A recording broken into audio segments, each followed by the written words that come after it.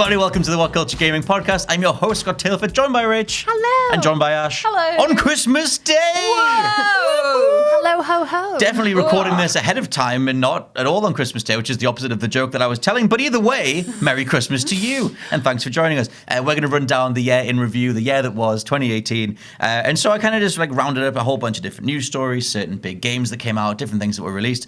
Also, it's us three because it's the Skeleton Crew. Everyone else is currently enjoying their Christmas dinners. Skeleton Crew because we like horror? Or? Oh, yeah. Check out the horror podcast. There is that too. There you go. So we'll just kind of run down some of the big announcements, things that happened across the year. Back in January, we started out with Celeste, Dragon Ball Z Fighters, Dragon Ball FighterZ, Z, and Monster Hunter World. Monster Hunter. And so I can't believe Celeste was that long ago, but considering how many accolades it's now had, and it's up there with like Red Dead and whatever is one of the games of the year. But that thing was dominating all day long. Yeah, because obviously, like the Oscars are the same, but the Video Game Awards, it always seems to be like games that just came out in the past few months, and then you sort of forget about your games that came out like the start of the year. So it's great that people remembered how good Celeste was. I still haven't played it personally. Oh, rage! Get it for Christmas, will you? This man has convinced me. I was going to say, it's the amount of hype you've given it the past couple of weeks has made me like, oh yes. Well, you bought it, right? Have you got it? Not yet. Oh. It's my Christmas game. I will be playing it future today. You will have played it by the time they see this. Yeah, because I was like, I'll treat myself on Christmas. Yes, so there is a possibility that by then you might have got through it. Jumping to March, I don't know if you guys kept up with Vivendi trying to take over Ubisoft, but big ol' Vivendi, big bad V, we're trying to take over Ubisoft and basically do a hostile takeover, which is why you saw a lot of Ubisoft celebrating their 30 years on planet Earth and whatever at different past E3 shows, because they were like, hey, we're a strong company, we have strong IP, we don't want to be taken over by a hostile company. Go away! Please go away. Hence why they announced Beyond Good and Evil 2 so far ahead of time, because they were like, we've got stuff coming. So in March, Vivendi finally stopped trying to take over Ubisoft, so victory to them. It means that we'll get slightly less money grubby stuff from Ubisoft instead of the full-on microtransaction hell that would have come with a Vivendi takeover. Good guys. Are you guys proud of Ubisoft standing up for themselves? Yeah. Me too. They've got things to offer. Blade out and did the it does mean you've probably got more references. Assassin's Creed. Yeah, it means there's more of that coming for the rest of time. Do we need more Assassin's Creed? Maybe not. But we'll be happy that Ubisoft are the ones doing it and doing it their way. Yes, at least we're not getting Assassin's Creed mobile apps every month for the rest of time. Also, that came in March was Sea of Thieves, which was a big old thing. Oh my God. Ash, did you play Sea of Thieves? My friend downloaded it and she was absolutely crazy on it when the beta was out. She was like, oh my God, Ash, it's the best game I've ever played. It's all this pirate thing. You can sing a song when you're on the ship and everything. And I was like, okay, not lying. Yeah, so I'll get it when it comes out, because I went to go and play the beta and run out by the time I actually went to go on it. And I was like, I'll get it when it comes out. Then it was like 50 quid or something to buy it, and all the reviews were absolutely slamming it. So it was on the Game Pass, to be fair. That's how I got it. Yeah, it was on the Game Pass. Apparently they had a record surge in people buying the Game Pass, because obviously everybody just got it to save the full price thing, and then immediately got rid of it again. I didn't invest my money into Sea of Thieves, but the bits that I saw of it, the bit that was most disappointing for me was that the Kraken was literally just some tentacles. As soon as someone went underwater and realised that the horrifying Kraken was actually just a bunch of tentacles and no body, it was kind of ridiculous. Although I had a really good first impression with this. The first 20 minutes with Sea of Thieves were brilliant, because I teamed up with two random people and we went on sail on the high seas and we shot some other players and we took their loot and then we traded it back in, and it was great. And then immediately after that, it was just kind of like, okay, what else you got? And then Sea of Thieves was like, do it again. For me personally, it just looked a bit too aimless. Like, I'm all for a sandbox, but not at that sort of price point. It's a sandbox with just sand, like none of the nice things. It's a literal sandbox. There's no bucket in space. Exactly. It's like, whoa, look at all this sand. A sea of sand. If you literally just take the beach without the water, just sand, it's kind of lame, it's rough. Dry, it's coarse, and it's irritating. It gets everywhere. It gets everywhere, other than into their financial good books. So that thing didn't do very well. But Rare have continued to placate it with a whole bunch of DLC and stuff across the year. I don't know the specific stats on how many people are still playing it, but assumably there's a Sea of Thieves fandom out there that are still enjoying it. If it has meaningfully changed, get in touch and shout at us using the hashtag WCGP. Moving into April, that was when Radical Heights happened. Do you remember that? Remember Radical Heights? Oh, that was it's your favourite genre, Battle Royale. Battle Royale game. It was very. That was the sort of 80s style one. I watched some streamers playing that. Didn't look terrible. overall just didn't look like it had enough. It didn't people do very well playing it. Yeah. So basically, Radical Heights happened because Cliff Bleszinski, dude that made Gears of War, tried to make made Lawbreakers with his company Boss Key Studios or Boss Key Productions.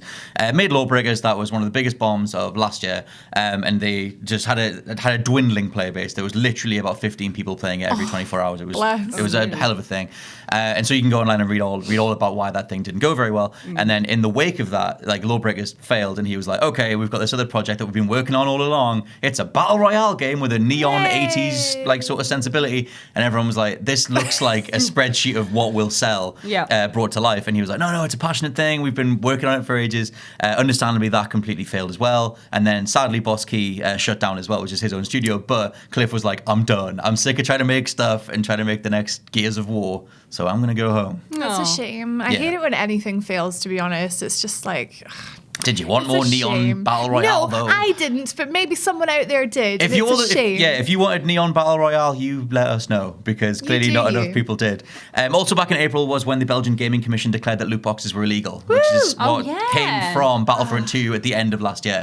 Feels like only yesterday, doesn't it? Oh, lovely loot boxes. Back when you could gamble your money away scot-free. But yeah, so the general war... I get it, because you're Scott. I was going to go there, but I'm there. But yeah, so generally the war on loot boxes continued across this year, and different states and different places seem to be putting different regulations in place. As far as the UK is concerned, it's still fine, and the ESA, which is the big American body, still think that it enhances the experience of gaming.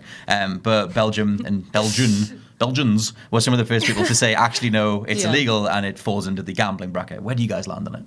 Ooh, it's a big question, because for a Christmas day. It is a big Christmas day question. You've got your own loot boxes that you're opening, but I think it depends. It depends on how they're selling them. If it's very much an add-on that's like, hey, you can get this bonus thing that's cheaply priced and isn't like something you need to grind incessantly for in the game to actually achieve. It's a nice addition, but with anything, I think if it is qualified as gambling.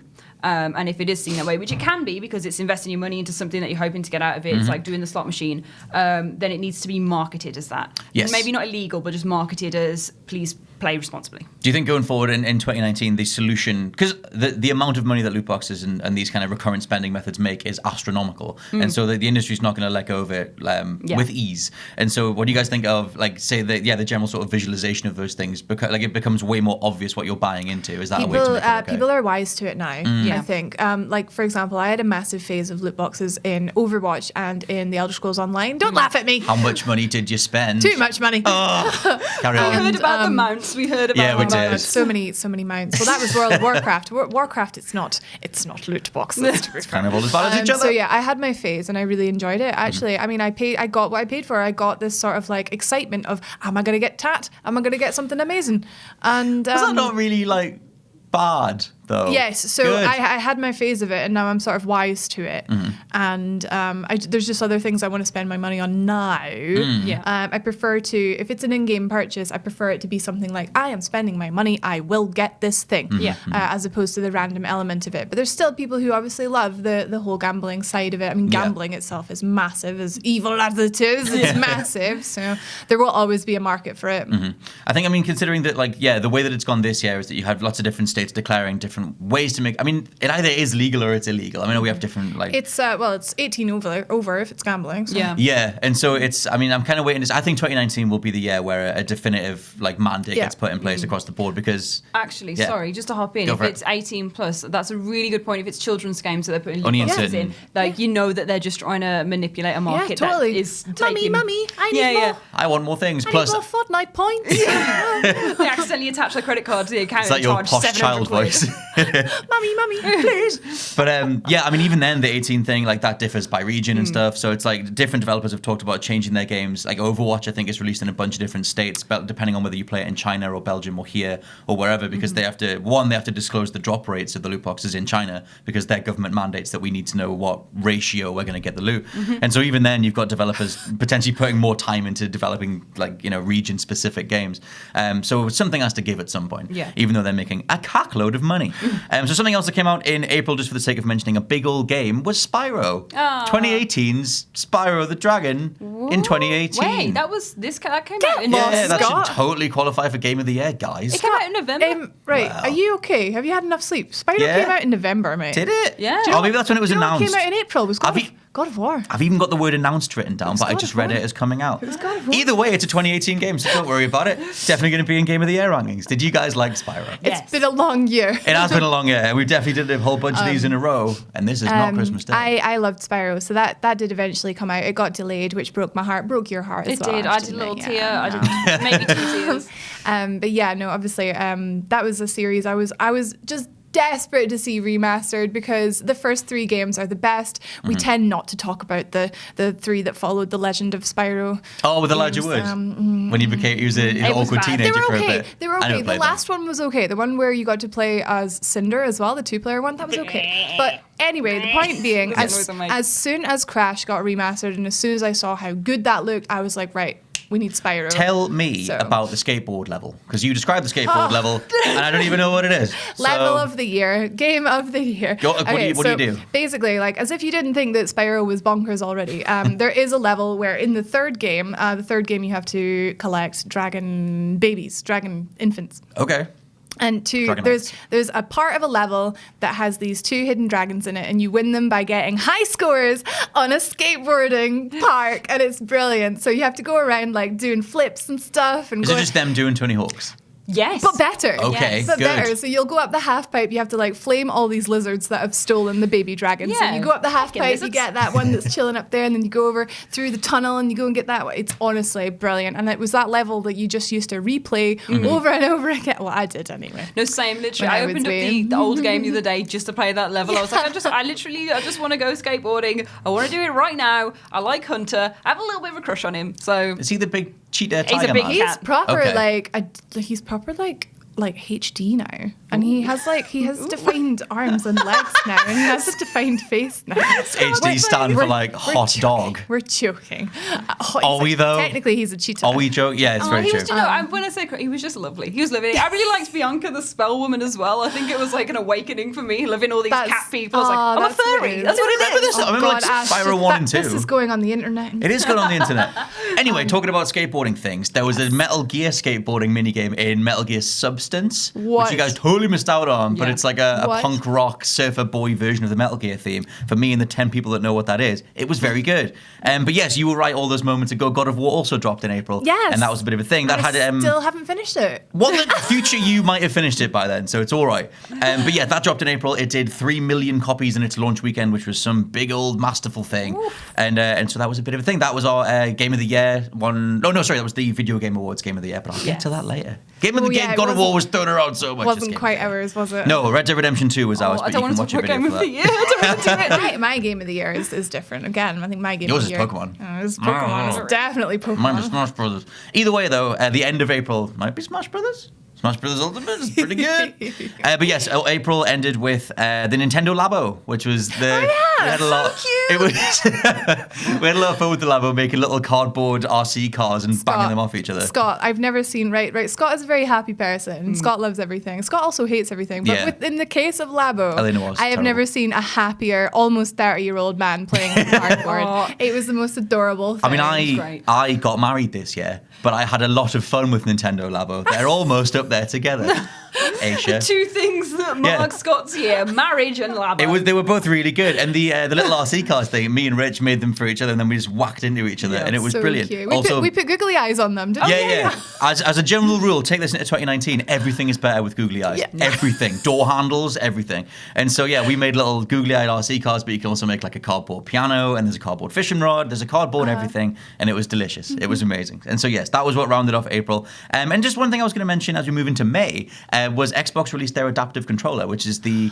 have you guys seen this? Yes. This thing? Yes. Have you seen this thing, it was like a big old mixer board, and you could plug controllers into it for less able gamers. Yes. Yeah. So basically, they wanted to make something that would would kind of just solve the problem of accessibility for anybody who might not have, a standard array of digits or whatever. And so they basically went out there and did a whole bunch of research and made what is honestly one of the best controllers ever created, the Xbox adaptive controller. And so it's just a little thing to drop in here because it's a wider conversation as to how accessible games are overall. Oh, yeah. And they're paving the way for way more people to get involved. And it was just a lush thing to see. Yeah. So what do you guys think in terms of the way that video games are accessible? Because we never really think about it. We just assume that you can just use a standard controller. And so it's pretty good to move into this kind of territory. Yeah, obviously every game is different. There'll be some games that are easier for people to play and some games that there's just not a hope in heck they'd be able to play. But with this kind of controller, they can. And it's the kind of thing that, like, once I really think about it, gets me, like, proper emotional. Because it's just so nice. Do you know why it gets you more emotional? Because I'm a sensitive flower. Because more people will play Dark Souls. More people will play Dark Souls. Think of the ways we could hook it up to a banana. Sorry, I mean, there should be more ways to hook it up to a banana. But yeah, no, I just think it's pure and lovely and wonderful. It is. Gaming's for everyone. Gaming is for everyone. And to be able to make it accessible to everyone is like the key thing. I think the underlying sentiment is that it took. Why did it take this long? Yeah. Like it's taken so long just to make something that would work for everybody. It's just lovely. And then even people who are just used to standard controllers have just said that this thing is a great way to play because you can remix buttons. You can have giant versions of buttons. It seems to be a cool way to play. Something else that came in May was Rage 2. Now I know only 3 people played Rage, but you tend to play nothing. Oh, you mean it was like in terms of very small games? Aliens, Colonial Marines. So I kind of thought you might have played Rage. But yeah, Rage 2 got announced in May, and that looks delicious. It looks very edgy and vibrant and Mad Maxy, which I did enjoy Mad Max, but I hope it is actually good. I don't know why, I'm just a bit nervous about it. What makes you a bit nervous about it? It seems it's trying really hard. I think it's very self-aware. It's very anti-WK, and they got him out to advertise it. In fact, that song was on the trailer, that's why I'm so saying it. But no, I want it to be good. I'm nervous about it. I thought, because it's kind of been dual developed between id Software, who did Doom, and Avalanche, who do the Just Cause games. But reading into it, I thought that all the first-person stuff would be id Software, because it's Doom style, and that Avalanche would be doing the vehicle stuff. But apparently Avalanche are doing the whole thing, or the vast majority of the whole thing.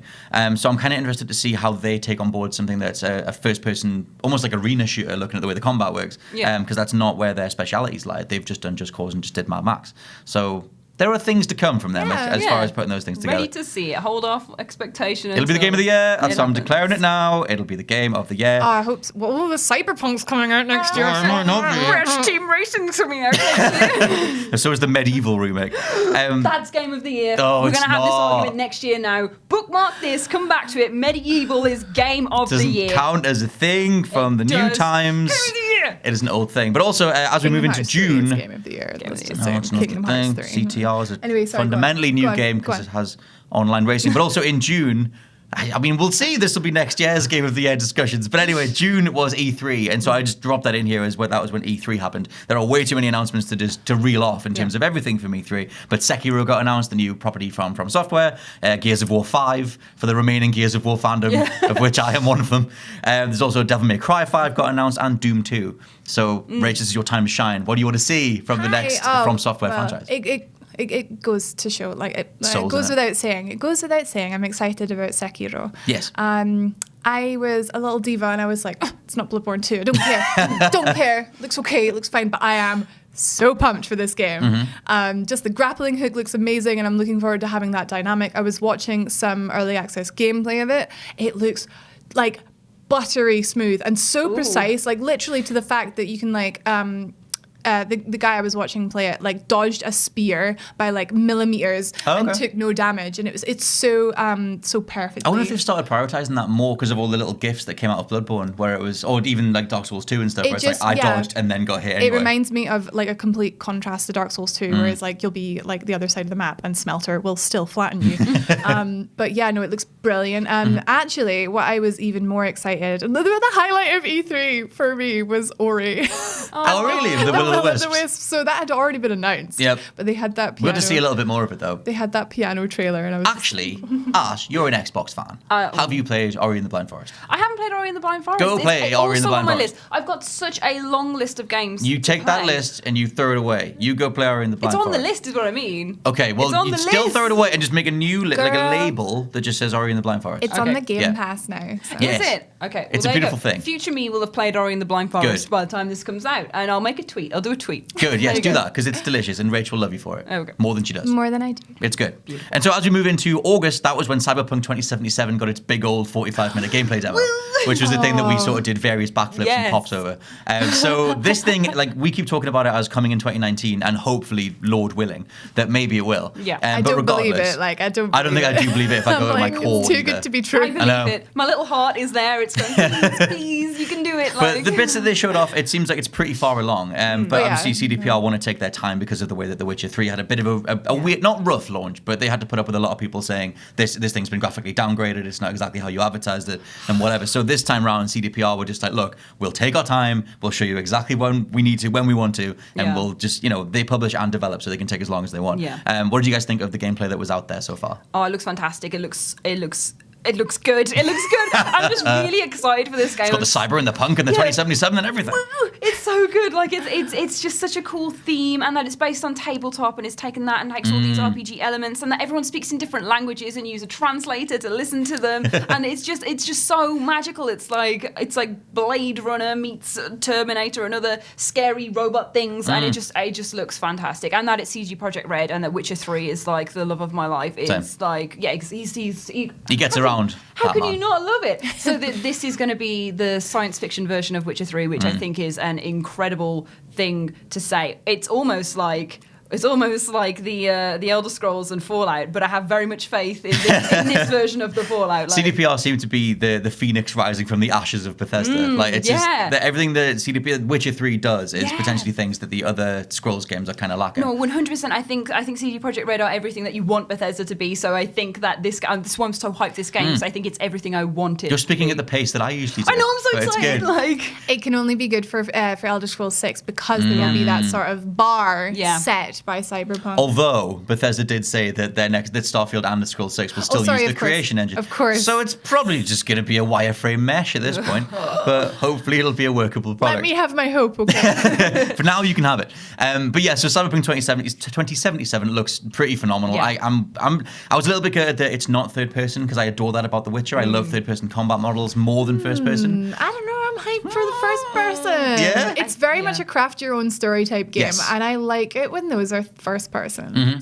That's fair. I mean, I think that I would have preferred the combat to be in third, because I like the look of the blade arms and the way that they move in that world. I would like to be able to do those kind of, because maybe it'll let you switch. They've said it won't. They said it's first person. It's because you have like a hood, so you can see things. Like Judge Dredd or RoboCop. It's very augmented reality. Yeah, so I think, as much as I definitely prefer third-person games, I think that's a really cool addition. So there's the whole the cyberpunk genre, like at the minute, is it definitely having like a bit of a renaissance. Like the synthwave genre is huge. Like Hotline Miami kind of populated those kind of soundtracks, and it's kind of everywhere. So I'm but because Cyberpunk the novel, the original game book, 2033 I think is the name of the book. I do own it, but whatever. It's that was one of the original versions of that whole like the way to do a world, or way to do that kind of genre. So it's about time that a game with the same name came along and kind of dominated it. Yeah, actually, Go on. It was Cyberpunk 2020 is the 2020. That's the one. So it should come out in 2020. 33 is the add-on, I think. Yeah.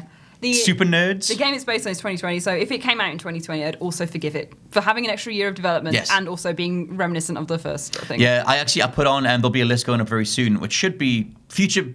It'll be in the past for you, but it should be online by now. There's a rundown of all the PS5 games that we know are in development, and Cyberpunk is one of them, because I think it's Marcin Nowinski who works at CDPR. The other dude, maybe. Sorry, my brain. Thingy Bobs from CDPR basically said somewhere, he was asked, hey, is this going to be on PS5? And he was like, well, I can't say, but it's definitely going to work with future generations of tech. And I was like, so the PS5 then? I think it's going to be the bridge. It's going to be the sort of The Last of Us that's kind of like, it's on both kind of thing. Maybe there's going to be a better version on the PS5. If it was a cross-generational release and a PS5 launch title, that's a hell of a thing. We're getting too far ahead. It's exciting. It might be a thing. I have hopes and dreams and things. You're allowed to. It's Christmas, so you should have them. But also, as we move into September, disaster struck as Telltale shut down. That was September. That was in September. God. But to be fair, I mean, you looked at a lot of people started doing lots of deep dives on the sales statistics for Telltale Games, and it turns out that really the only one that made a decent profit was season 1 of The Walking Dead. It made complete sense. Why didn't we see it coming? No one was really tracking it in terms of it. Everyone just assumed that because of the success of the first season of The Walking Dead, which nearly everybody played, big touchstone of 2013 or 2012. Ever since then, you just kind of assumed that everything else was just selling gangbusters, and it just wasn't. And they kept snapping up every IP, Minecraft, Batman, whatever else they did, and none of them seemed to track. Tell you what was great though was The Wolf Among Us. I am lamenting. I'm assuming to got That was one of the ones just fluttered off into the wind. I don't feel so good, Mr. Stark. But the first season is very good. But yeah, the first season, that's still very good. And all the games that they put out in that time period are very much worth playing. The Borderlands Choose Your Own Adventures are very good. Yeah. Not played that one yet. Apparently, it's one of the underrated ones. Jules played it and said it was very good. Switching gears a little bit, Nintendo Switch's online service launched in September as well. Which was, I said a little bit, because the paid thing was bad, that now they're charging you to play Mario Kart. But you did get a nice little archive of all the old NES games. Why are you shaking your head, Rach? Do you not want Mario Brothers again? No? What about Mario Brothers 3? I mean, I paid it because, I needed it. Same. But they've not given me a reason Ninja to have Gaiden's spent... on it now. Do you want to play Metroid as well? Moan. I'm sorry for moaning, but they've not really given me much incentive that they're taking my £20 and actually doing something that they didn't give me for free before. True. Yeah. I think, considering they just did the mini NES as well, a lot of us just bought the games that are then put on the Switch collection. That was obviously happened to us. Yes. With regards to Smash Ultimate, which I've been playing a little bit online, it's pants. It's pants. It's such a shame because Splatoon 2 is so buttery smooth. Most of the time, if there's an issue, I'm loving the buttery, sorry. Buttery smooth, mate. Because it's ink. I could say inkly. It's just inkly smooth. No. I don't know. Butter all the way. If there's an issue, it's on your side. But with Smash, it'll be so inconsistent. And it's why am I even paying you for online service? If it's this crap? I feel like they just did it because obviously the competition does it, and they gave us a grace period of a year and a bit. But like you said, there's but you're totally valid because the overall sentiment was, what the hell, this isn't worth the money. And I would totally back that too. I need it though. I need it because I need to play Splatoon. And that's what they're banking on. And the rest of us just ended up buying it anyway. So another thing happened in September was Sony finally allowed cross-platform play on Fortnite, which I know we don't care about Fortnite, but it's a good step. Yes. Yeah, totally. The idea of cross-platform play seems to be something for the future of gaming. That Team Xbox can fight Team Sony, Team PlayStation, and can fight Team Switch or whatever. And so it's an interesting thing. I think that if done well, you can market the living hell out of this. So I kind of want to see more of this sort of stuff in 2019. Yeah. Mainly so that the two of us that have Xboxes in here can fight the PlayStation Legion. So 3 of us plus.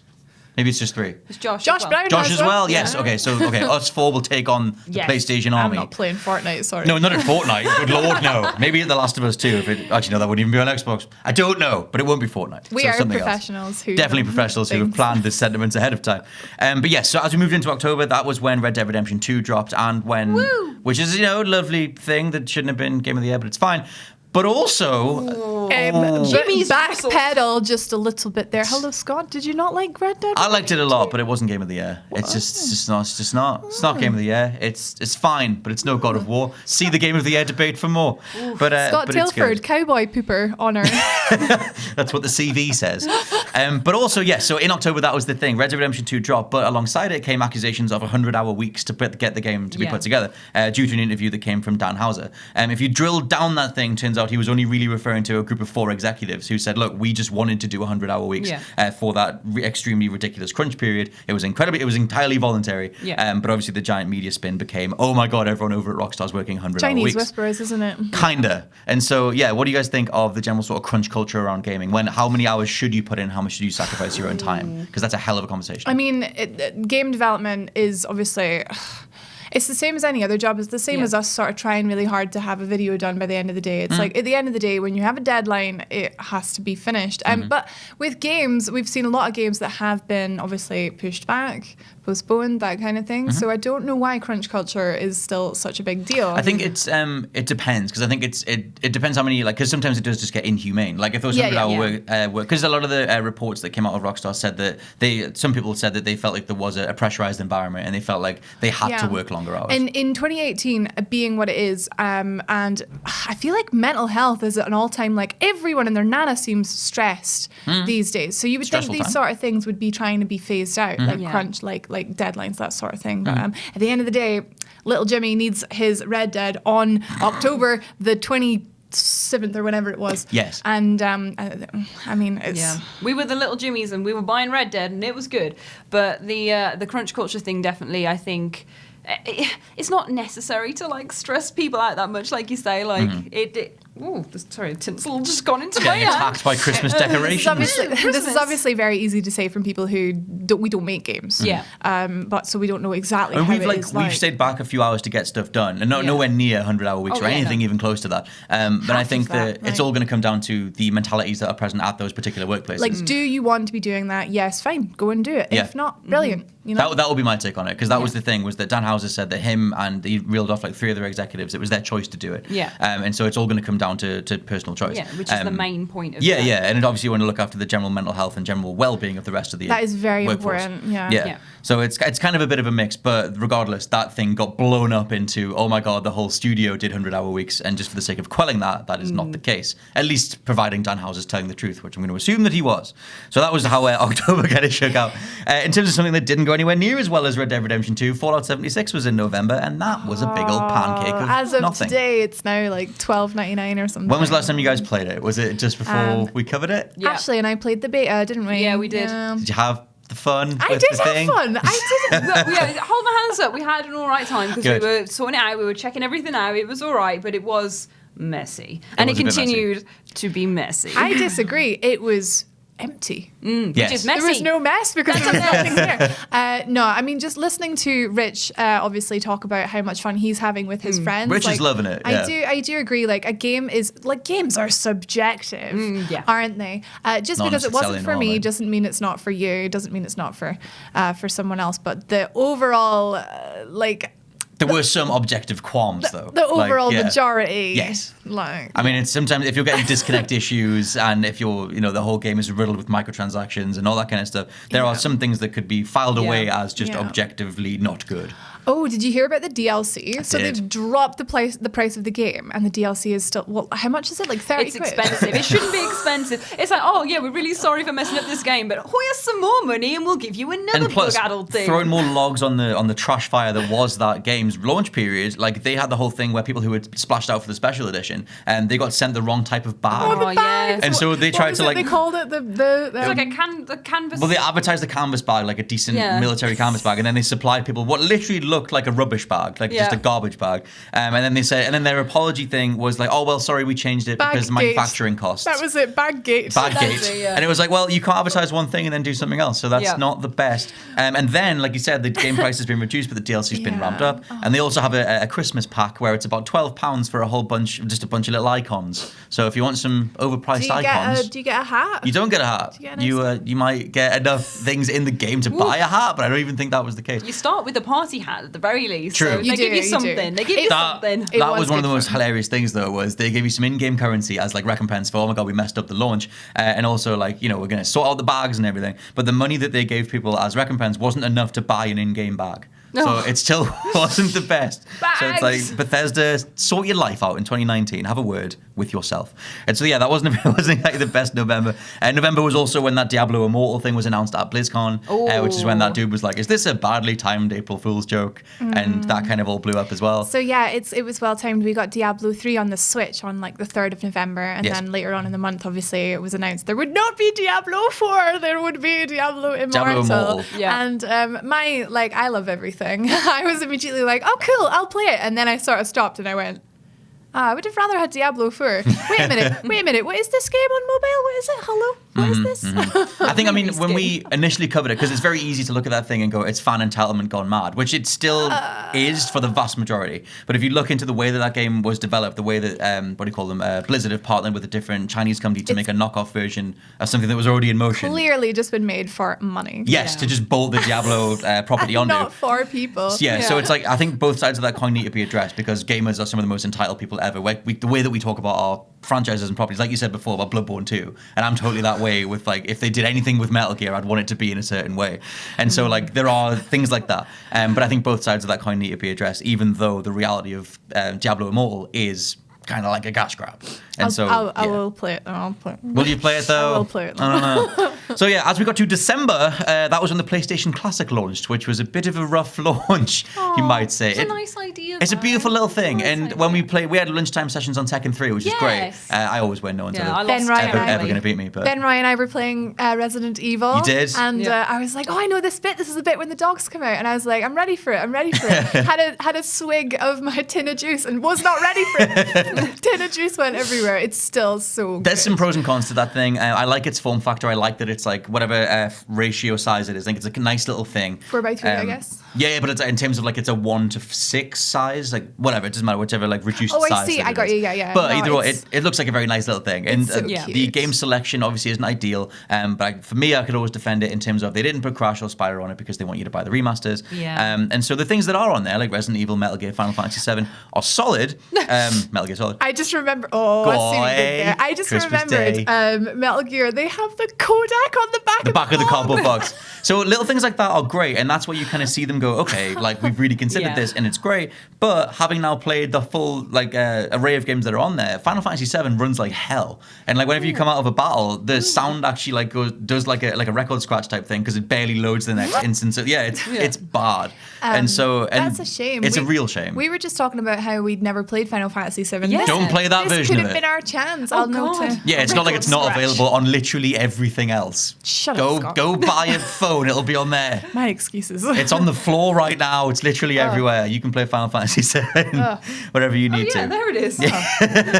They released another version of it. But yeah, the PlayStation Classic, obviously a bit of a rough launch, and the array of titles is a bit hit and miss. It mostly scratches the itch, though. Tekken 3, still a beautiful game. At least for the people who grew up in PAL regions, because if you're in the US, it's just too slow. And I was enjoying Resident Evil. Yes. Yeah, that's lovely. And so December also saw the release of Below, which was originally shown back in 2013. And if you guys remember the original Xbox One launch release stuff. Jeez. So yeah, Below is like this Link to the Past Zelda type thing that's all like zoomed out or whatever, and it took this long for it to come out. Below, though, thankfully, is a very nice little survival RPG hack and slash type I thing. kept thinking you were saying blow. You kept thunking. I kept thinking. Stop thunking, mate.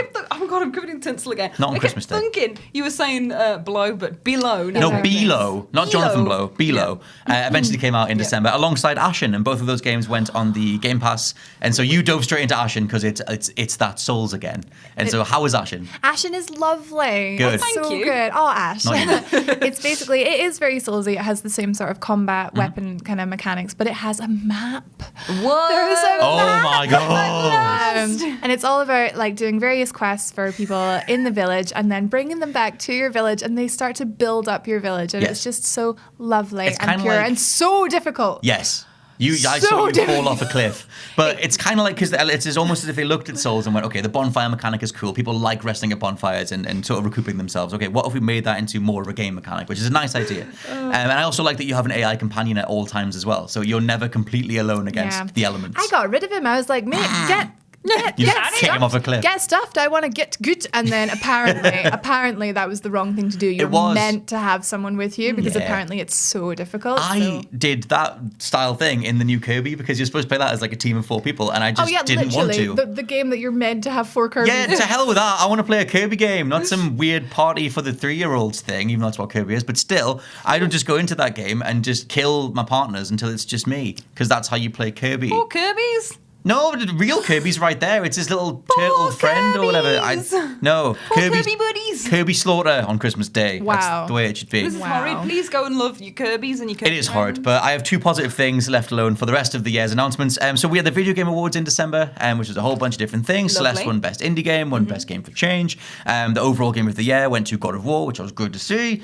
And Ultimate Alliance 3 finally got announced. I don't know if you guys are Ultimate Alliance fans, but that thing's finally coming, even though it's on Switch. I was going to say, Ewan was very excited about He Ultimate was Alliance. miffed, wasn't he? Yeah, he was very excited to hear it. And Perturbed. And then as soon as it was Switch only, his face just went like he was not happy. It's weird flex, but okay. But mostly weird flex Yeah, mostly because weird flex. why is it a Nintendo exclusive? It makes 0 sense for a Marvel property to only It's be on not one enough console. for Minus someone Spider-Man. even like Ewan to want to buy a Switch for that one game. So why making it? It doesn't look exclusive. like the smoothest thing either. Looking at the gameplay footage, considering that the production values that went into the first 2, this one looks a lot more like Marvel Heroes, or more like just a base hack and slash kind of game. The animations didn't look the most polished. Didn't interest me, and I love the Marvel stuff. Well, clearly not, because you're not loving this. The Marvels and on your Swatch. the things. But still, I will end on a big old positive thing that you two might not even care about. But as I was putting these news things together, we got a Halo announcement Did we? for the new Halo. That's nice. Do you want some Halo? Halo 6. I mean, not. Not 6. Also, I'm 5. indifferent to Good. it. Well, I'm pleased that you're pleased. As one of the Not Halo 6. Halo Infinite. Okay. Which you could call Halo 6, but that's not what they're calling it. Because they want to move away from numbered things. They said this during Halo 5. Does it follow on from Halo 5? Because Halo 5 did not end. It just kind of... I don't know. This thing's called Halo Infinite, and they've said that they're making it for the fans. And so the big announcement, the big thing to get the Halo franchise back on track after Halo 5 is that this one will have 4-player split screen. Oh, split screen. Oh, I am excited about 1998's best feature coming back again. Split screen. I am. God bless. Remember the days? About that. Yeah. God bless us, everyone. And so it took them this long. I loved Halo 2 and Halo 3. Yep. Oh, that's quite And exciting 4. actually. 4 had it too, and then 5 they took it out. I never played 4. I missed out. 4, okay, right? 4 is fine. 4 is your thing where you're like, it's not that bad. 4 is the it's not that bad. 4 is the Colonial Marines. Yeah, Colonial Marines. No. 4's actually good. This is not an evolved situation. But whoa, are you just gonna crap on all of us? yes, it's Christmas. This is the part of the meal where we all insult each other. But Halo 4, I would say, is still a very good shooter. People just don't like it because it wasn't made by Bungie. But which is, I guess it's fine. It's not made by Papa Bungie. But 343 came in and did a very good job. Halo 4 is still very much recommendable. Unlike Halo 5, which was just nothing. Halo 5 was marketed at something. I thought it was going to be something, and then I played it, and I was like, yeah, this is not the something. The marketing was a complete lie. Just nothing to do with Spartan Log fighting. Master Chief was in there. Other than one scene, it was just could have been so good. Maybe Infinite will be what we wanted. So Infinite, it seems that they're very much doing the fan-focused thing. When it got unveiled, they showed Master Chief standing on the Silent Cartographer level, or at least on that planet, which again might be gobbledygook, but that was something from the first game. And so a lot of Halo fans are like, oh god, they're doing the thing we like. Oh, that's and cool. so 4-player split screen is apparently back. And nice little Halo, that's nice. Halo joy for all. Hooray! So that's pretty much been our wrap up of the entire year. I don't think I missed anything massive, but I'm sure the comments will have already let me know. Obviously there was a few Nintendo games, Pokemon got rebooted. Yes. Back in November. True. I feel like that was monumental for Pokemon. And True, actually, we have been spending most of our lunch times and times in between everything, other than we do playing Pokemon, trading Pokemon, losing to Rage at Pokemon, because there's no other way to play that game. Oh, but we got through. Scott Failford. Yeah, it's just that's there not. it is. There it is. On a Christmas day. But not to worry, this has been the WhatCulture Gaming Podcast. Let us know what you think down in the comments below, or find us on social media. I have been your host, Scott Tailford, joined by Rach. Merry Christmas, everybody. And joined by Ash. Merry Christmas, one and all. And a very Merry Christmas. We'll catch you next time, and we'll catch you next year. Bye. Bye. Happy holidays too.